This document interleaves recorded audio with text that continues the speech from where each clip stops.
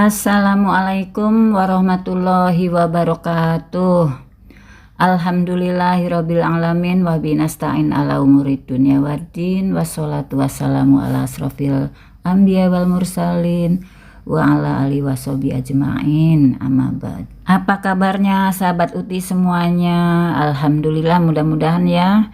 Alhamdulillah, puji serta syukur patut kita panjatkan kehadirat Ilahi Robbi bahwasanya kita dapat berjumpa kembali bersama Uti dalam terjemahan surat kelima, yaitu Al-Maidah ayat 87 hingga habis terakhir, yaitu 120. Sahabat Uti yang dirahmati Allah semuanya, begitu pula Majelis Taklim Nurul Ulum, Majelis Taklim Al-Ihsan yang kemarin bertadarus bersama dengan kita semuanya. Mudah-mudahan apa yang kita haturkan di siang hari ini, yaitu terjemahannya, akan melekat pada kita semua. Sahabat Uti yang dirahmati Allah, tak lain dan tak bukan niat karena Allah. Hal ini Uti utarakan untuk penguatan, sebagaimana Uti yang sudah lansia 65 tahun ke atas dan berusaha menerjemahkan ayat demi ayat, surat demi surat di dalam setiap juznya, meskipun belum semua terjemah. Insya Allah bagi teman-teman semua sahabat Uti, saudara-saudari, anak cucu generasi Uti dan seterusnya yang mengikuti kegiatan tadarus dan terjemahan di dalam media ini, berarti telah pula mengikuti dan mentadaburi ayat demi ayat yang wajib kita pelajari sehingga kita dapat mengamalkannya sesuai dengan petunjuk Allah yang benar dan mendapatkan jalan yang lurus. Amin amin ya rabbal alamin. Sahabat Uti yang dirahmati Allah, dinamakan surat Al-Maidah artinya yaitu hidangan, karena di dalamnya termaktub kisah turunnya hidangan dari langit atas permintaan kaum Hawariyun sebagai pembuktian kenabian Isa alaihissalam. Dan patut diketahui pula bahwasanya surat Al-Maidah mencakup keterangan tentang kesempurnaan dan keutamaan Islam, pengutusan Nabi Muhammad SAW kepada seluruh umat manusia, makanan-makanan yang diharamkan, toharoh atau bersuci, wasiat, hukum menikahi wanita, ahli kitab, sumpah dan kafarotnya, hukuman bagi pencuri, serta kisah-kisah kaum terdahulu, yaitu anak-anak Adam, Musa, dan Bani Israel, juga Musa dan kaum Hawariyun. Abdullah bin Ammar meriwayatkan bahwa surat Al-Maidah diturunkan kepada Rasulullah SAW ketika beliau sedang mengendarai unta. Rasulullah lalu mengetahui bahwa unta itu hampir tidak sanggup membawa beliau bersama surah Al-Maidah yang sedang diturunkan, sehingga beliau turun dari unta itu. Hadis riwayat Ahmad. Demikian sahabat Uti yang dirahmati Allah, berupa tisaurus dari surat Al-Maidah surat kelima ini sebagai pengetahuan bagi kita bahwasanya surat Al-Maidah berarti tentang hidangan dan beberapa yang telah tersebut tadi di muka. Baiklah sahabat yang dimuliakan Allah, kita mulai saja terjemahannya. A'udzu billahi minasyaitonir rajim. Bismillahirrahmanirrahim. Aku berlindung kepada Allah dari godaan syaitan yang terkutuk, dengan nama Allah yang Maha Pengasih, Maha Penyayang. Halaman 122, surat kelima Al-Maidah, juz ke-7, tentang peringatan kepada kaum muslim terhadap adat istiadat jahiliyah yang terlarang. Larangan mengharamkan makanan yang halal. Ayat 87. Wahai orang-orang yang beriman, Janganlah kamu mengharamkan apa yang baik yang telah dihalalkan Allah kepadamu, dan janganlah kamu melampaui batas. Sesungguhnya Allah tidak menyukai orang-orang yang melampaui batas. 88. Dan makanlah dari apa yang telah diberikan Allah kepadamu sebagai rejeki yang halal dan baik, dan bertakwalah kepada Allah yang kamu beriman kepadanya. Selanjutnya tentang sumpah kafaratnya. 89. Allah tidak menghukum kamu disebabkan sumpah-sumpahmu yang tidak disengaja untuk bersumpah, tetapi Dia menghukum kamu disebabkan sumpah-sumpah yang kamu sengaja. Maka kafaratnya atau denda pelanggaran sumpah ialah memberi makan 10 orang miskin, yaitu dari makanan yang biasa kamu berikan kepada keluargamu, atau memberi mereka pakaian, atau memerdekakan seorang hamba sahaya. Barang siapa tidak mampu melakukannya, maka kafaratnya berpuasalah 3 hari. Itulah kafarat sumpah-sumpahmu apabila kamu bersumpah. Dan jagalah sumpahmu, demikianlah Allah menerangkan hukum-hukumnya kepadamu agar kamu bersyukur kepadanya. Halaman 123. Larangan meminum khamr, berjudi, berkorban untuk berhala, dan mengundi nasib. Ayat 90.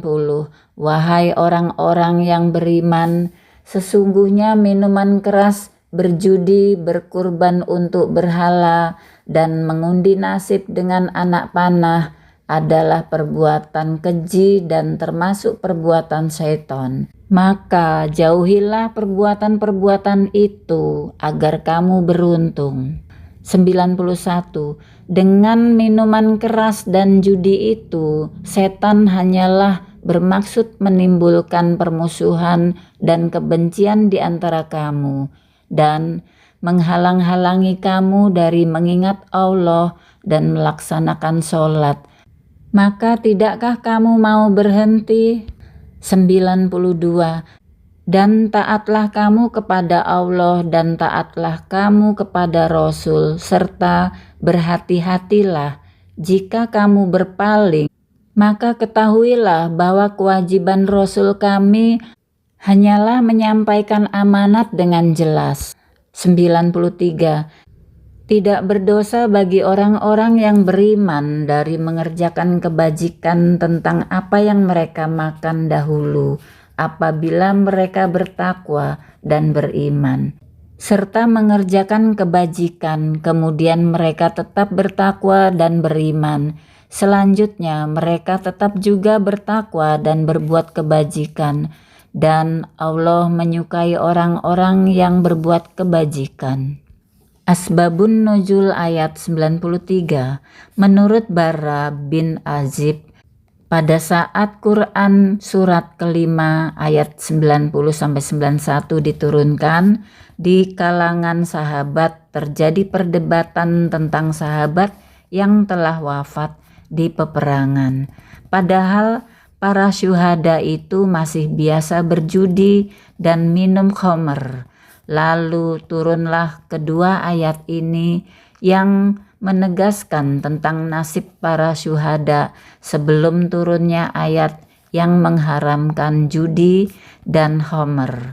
Hadis riwayat Abu Daud. Selanjutnya tentang menghormati Ka'bah sebagai soko guru kehidupan manusia. Ayat 94. Wahai orang-orang yang beriman, Allah pasti akan menguji kamu dengan hewan buruan yang dengan mudah kamu peroleh dengan tangan dan tombakmu, agar Allah mengetahui siapa yang takut kepadanya, meskipun dia tidak melihatnya. Barang siapa melampaui batas setelah itu, maka dia akan mendapat azab yang pedih. 95. Wahai orang-orang yang beriman, janganlah kamu membunuh hewan buruan, ketika kamu sedang ihram atau haji atau umroh. Barang siapa di antara kamu membunuhnya dengan sengaja, maka dendanya ialah mengganti dengan hewan ternak yang sepadan dengan buruan yang dibunuhnya. Menurut putusan 2 orang yang adil di antara kamu sebagai hadyu yang dibawa ke Ka'bah, atau kafarat membayar tebusan dengan memberi makan kepada orang-orang miskin, atau berpuasa seimbang dengan makanan yang dikeluarkan itu, agar dia merasa akibat buruk dari perbuatannya. Allah telah memaafkan apa yang telah lalu, dan barang siapa kembali mengerjakannya, niscaya Allah akan mengazabnya. Dan Allah Maha Perkasa, memiliki kekuasaan untuk mengazab. Footnote 301.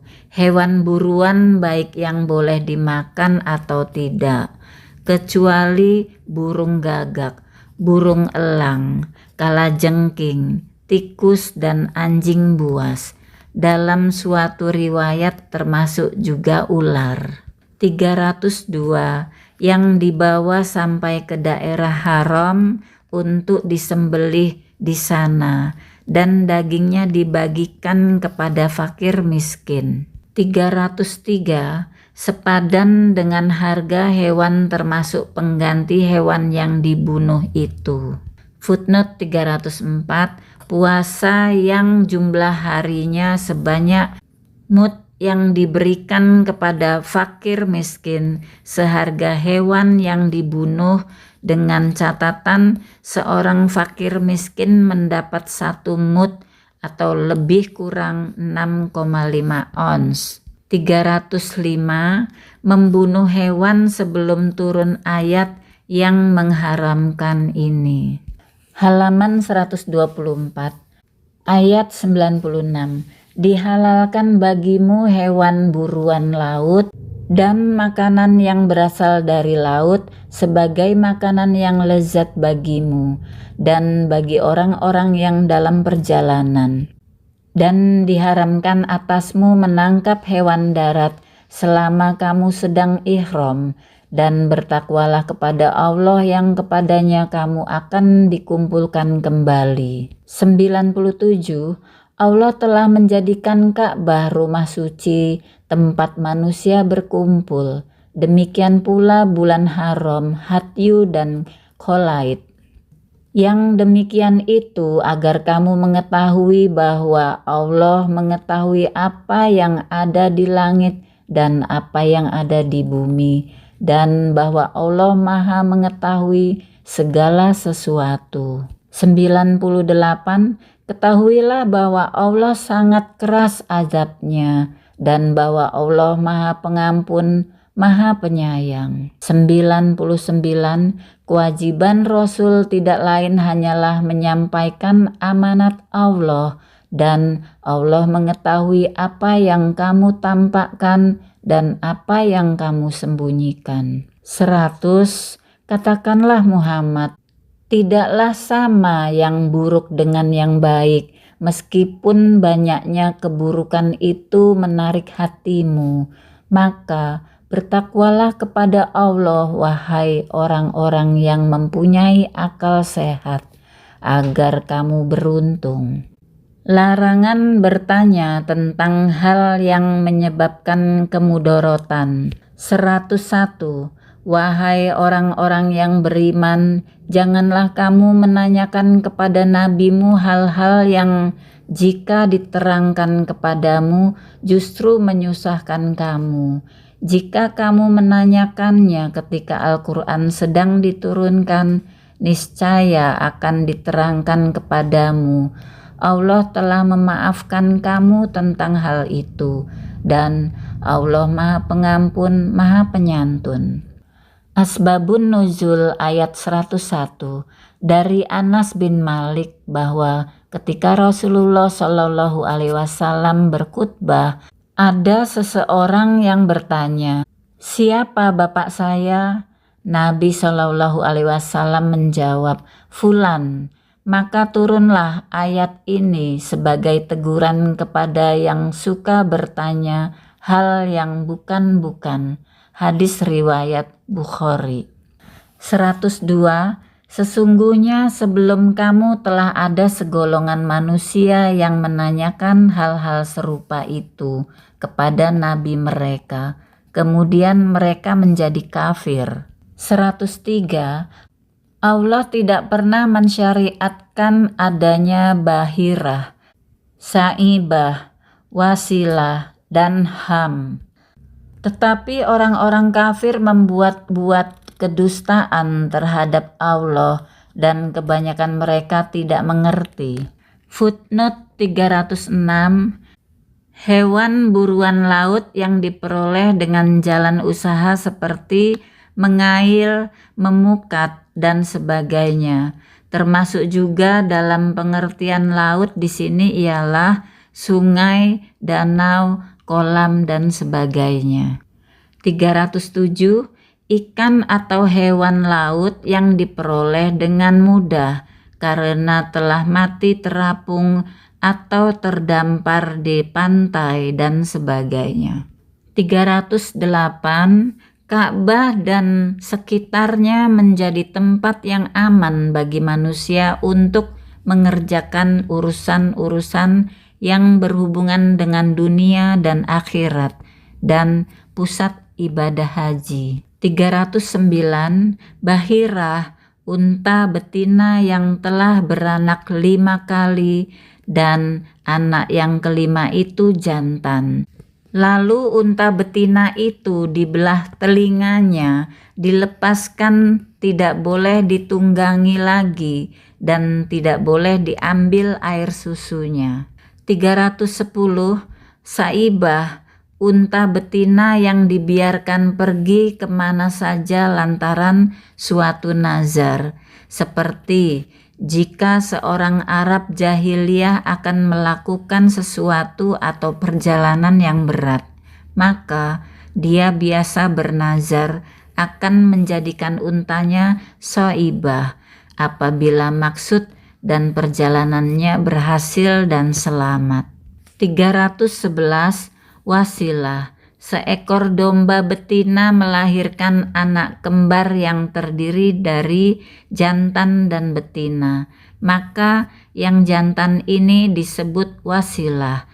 Tidak boleh disembelih dan diserahkan kepada berhala. 312. Ham, unta jantan yang tidak boleh diganggu gugat lagi karena telah dapat membuntingkan unta betina 10 kali. Perlakuan terhadap bahirah, saibah, dan wasilah dan ham ini adalah kepercayaan Arab jahiliyah. Halaman 125 ayat 104. Dan apabila dikatakan kepada mereka, marilah mengikuti apa yang diturunkan Allah dan mengikuti Rasul, mereka menjawab, cukuplah bagi kami apa yang kami dapati nenek moyang kami mengerjakannya. Apakah mereka akan mengikuti juga nenek moyang mereka walaupun nenek moyang mereka itu tidak mengetahui apa-apa dan tidak pula mendapat petunjuk? 105. Wahai orang-orang yang beriman, jagalah dirimu, karena orang yang sesat itu tidak akan membahayakanmu apabila kamu telah mendapat petunjuk. Hanya kepada Allah kamu semua akan kembali, kemudian Dia akan menerangkan kepadamu apa yang telah kamu kerjakan. Anjuran berwasiat dengan persaksian. Ayat 106. Wahai orang-orang yang beriman, apabila salah seorang di antara kamu menghadapi kematian sedang dia akan berwasiat, maka hendaklah wasiat itu disaksikan oleh 2 orang yang adil di antara kamu, atau 2 orang yang berlainan agama dengan kamu.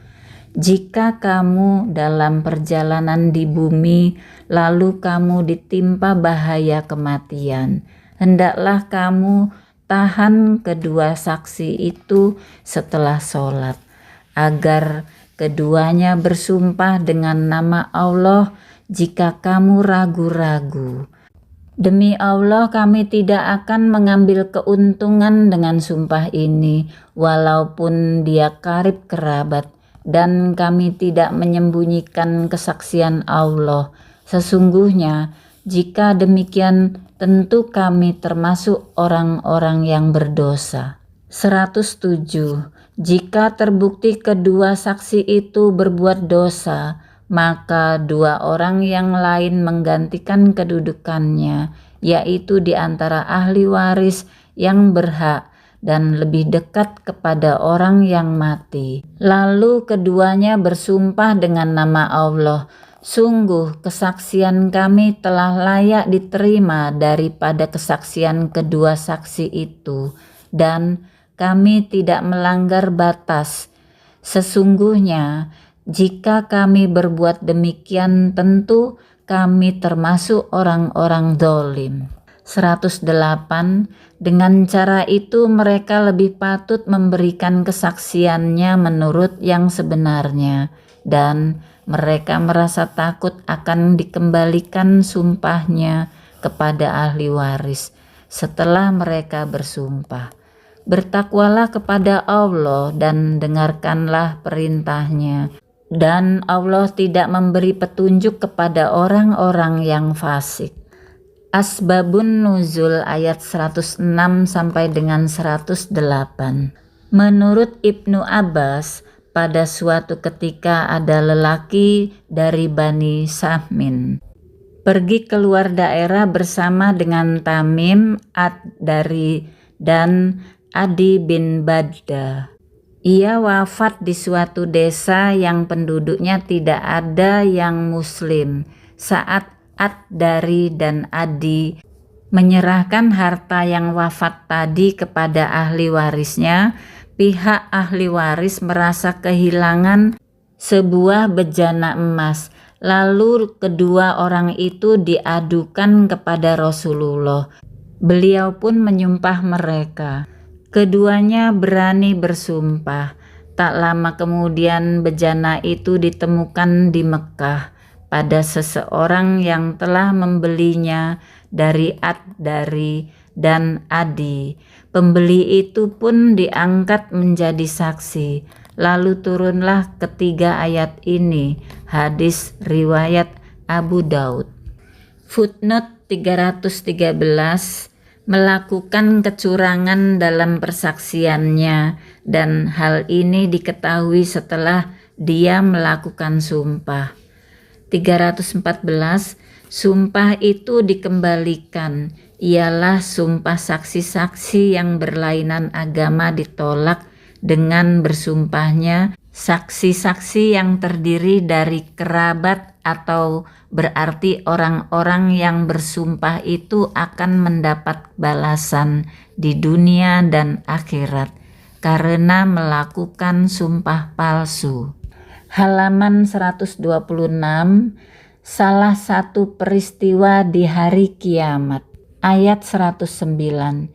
Ingatlah pada hari ketika Allah mengumpulkan para rasul, lalu dia bertanya kepada mereka, apa jawaban kaummu terhadap seruanmu? Mereka atau para rasul menjawab, kami tidak tahu tentang itu, sesungguhnya engkaulah yang maha mengetahui segala yang gaib. Beberapa kisah tentang Isa alaihissalam. Ayat 110, dan ingatlah ketika Allah berfirman, wahai Isa putra Maryam, ingatlah nikmatku kepadamu dan kepada ibumu sewaktu aku membuatkanmu dengan Rohul Kudus. Engkau dapat berbicara dengan manusia di waktu masih dalam buayan dan setelah dewasa. Dan ingatlah ketika aku mengajarkan menulis kepadamu juga hikmah, Taurat, dan Injil. Dan ingatlah ketika engkau membentuk dari tanah berupa burung dengan seizinku, kemudian engkau meniupnya, lalu menjadi seekor burung yang sebenarnya dengan seizinku. Dan ingatlah ketika engkau menyembuhkan orang yang buta sejak lahir dan orang yang berpenyakit kusta dengan seizinku. Dan ingatlah ketika engkau mengeluarkan orang mati dari kubur menjadi hidup dengan seizinku.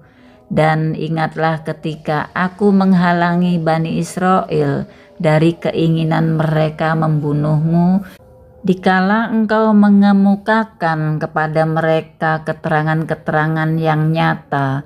Lalu orang-orang kafir di antara mereka berkata, "Ini tidak lain hanyalah sihir yang nyata." 111. Dan ingatlah ketika aku ilhamkan kepada pengikut-pengikut Isa yang setia, "Berimanlah kamu kepadaku dan kepada Rasulku." Mereka menjawab, "Kami telah beriman, dan saksikanlah wahai Rasul bahwa kami adalah orang-orang yang berserah diri atau Muslim." 112. Ingatlah ketika pengikut-pengikut Isa yang setia berkata, "Wahai Isa putra Maryam, bersediakah Tuhanmu menurunkan hidangan dari langit kepada kami?" Isa menjawab, "Bertakwalah kepada Allah jika kamu orang-orang beriman." 113. Mereka berkata, "Kami ingin memakan hidangan itu agar tentram hati kami, dan agar kami yakin bahwa Engkau telah berkata benar kepada kami, dan kami menjadi orang-orang yang menyaksikan hidangan itu." Halaman 127. Doa mohon diberikan rizki. Ayat 114. Isa putra Maryam berdoa, "Ya Tuhan kami, turunkanlah kepada kami hidangan dari langit yang hari turunnya akan menjadi hari raya bagi kami, yaitu bagi orang-orang yang sekarang bersama kami maupun yang datang setelah kami, dan menjadi tanda bagi kekuasaan Engkau. Berilah kami rezeki, dan Engkaulah sebaik-baik pemberi rezeki." 115. Allah berfirman, "Sungguh aku akan menurunkan hidangan itu kepadamu, tetapi barang siapa kafir di antaramu setelah turun hidangan itu, maka sungguh aku akan mengazabnya dengan azab yang tidak pernah aku timpakan kepada seorang pun di antara umat manusia seluruh alam." 116. Dan ingatlah ketika Allah berfirman, "Wahai Isa putra Maryam, engkaukah yang mengatakan kepada orang-orang, 'Jadikanlah aku dan ibuku sebagai dua Tuhan selain Allah'?" Isa menjawab, "Maha suci Engkau, tidak patut bagiku mengatakan apa yang bukan hakku. Jika aku pernah mengatakannya, tentulah Engkau telah mengetahuinya. Engkau mengetahui apa yang ada pada diriku, dan aku tidak mengetahui apa yang ada padamu. Sungguh, Engkaulah yang maha mengetahui segala yang gaib." 117.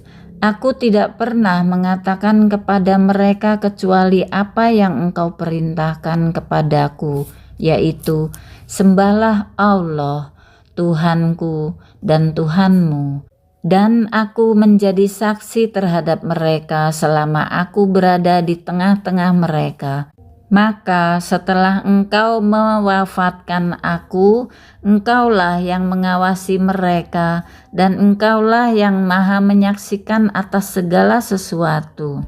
118. Jika Engkau mengazab mereka, maka sesungguhnya mereka adalah hamba-hambamu, dan jika Engkau mengampuni mereka, sesungguhnya Engkaulah yang maha perkasa, maha bijaksana. 119. Allah berfirman, inilah saat orang yang benar memperoleh manfaat dari kebenarannya. Mereka memperoleh surga yang mengalir di bawahnya sungai-sungai. Mereka kekal di dalamnya selama-lamanya. Allah ridho kepada mereka dan mereka pun ridho kepadanya. Itulah kemenangan yang agung. 120. Milik Allah kerajaan langit dan bumi dan apa yang ada di dalamnya, dan Dia maha kuasa atas segala sesuatu. Maha benar Allah dengan segala firman-Nya.